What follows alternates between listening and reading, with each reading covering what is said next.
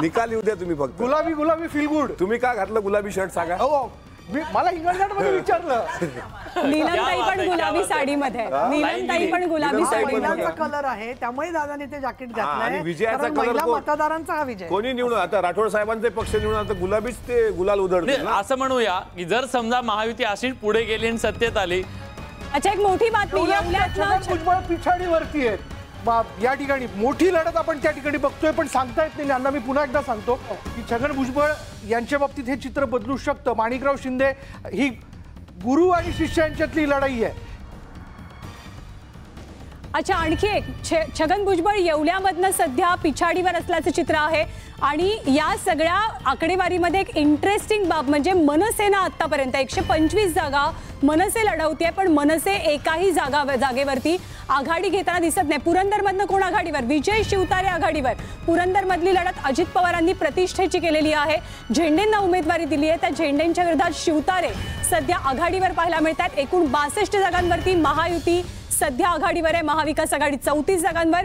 भाजप आतापर्यंत सगळ्यात मोठा किंवा लीडिंग पक्ष 32 जागांचा, आणि त्याखालोखाल अजित पवारांच्या राष्ट्रवादीचे आकडे हे 17 झालेले आहेत. त्यामुळे 32 भाजप आणि सेकंड लार्जेस्ट पार्टी कलांच्या बाबतीत सध्या तरी अजित पवारांची राष्ट्रवादी पाहायला मिळते. अगदी येवल्यातनं छगन भुजबळ हे पिछाडीवरती असल्याचं कळतंय. तर आपले प्रतिनिधी लक्ष्मण घाटोळ आपल्या सोबत आहेत. येवल्यातनं जी छगन भुजबळांची पिछाडी आहे त्याबद्दल बोलण्यासाठी लक्ष्मण, काय अपडेट्स आहेत? उत्तर महाराष्ट्रातनं खास करून मोठी बातमी येवल्यातनं येते.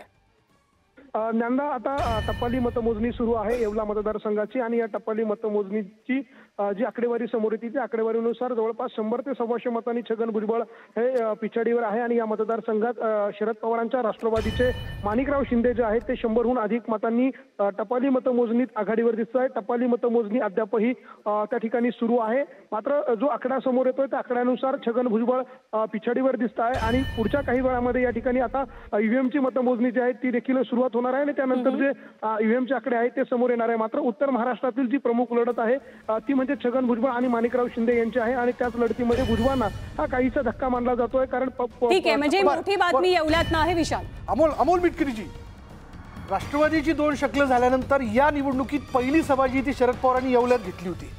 तर ही पिछाडी जी दिसते छगन भुजबळ यांची, ती आघाडी होऊ शकते का? 100% आघाडी होणार. भुजबळ साहेब सुद्धा जसं आंबेगावमध्ये तुम्ही पिछाडी दाखवताय, आंबेगाव असेल, येवला असेल, हे राष्ट्रवादी काँग्रेस पक्षाचे बडे नेते आहेत. त्याच्यामुळे आम्हाला अजिबात चिंता नाही. जरांगे फॅक्टर येवल्यात दिसेल ना तुम्हाला निकालानंतर. जरांगे साहेबांनी विड्रॉल केला, त्यानंतर अनेक समीकरणं बदलली महाराष्ट्रातली. तसं इथं पण समीकरण बदलले. दक्षिण पश्चिम मधनं महत्वाची आकडेवारी 2,500 मतांनी देवेंद्र फडणवीस राज्याचे उपमुख्यमंत्री आणि गृहमंत्री सध्या आघाडीवर आहे. त्यांचा बालेकिल्ला आहे. सातत्यानं गेली काही वर्ष ते या मतदारसंघात निवडणूक लढवतात. विदर्भातली एक प्रतिष्ठेची जागा. देवेंद्र फडणवीस सध्या आघाडीवर.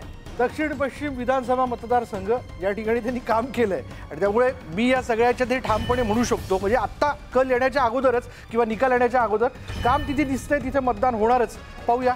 फडणवीस हे फार टार्गेट होते अनेकांचं, आणि नागपूरमधून सुद्धा त्यांना भरपूर सर्व एकत्रित शत्रू होते. पण त्यांनी ज्या पद्धतीने सगळं महाराष्ट्र सांभाळून यश जे मिळवताना दिसत आहे ते खरंच कौतुकास्पद आहे. म्हणजे ते होते तसं म्हणणं आपण राजकारणात गृहीत धरू शकत नाही.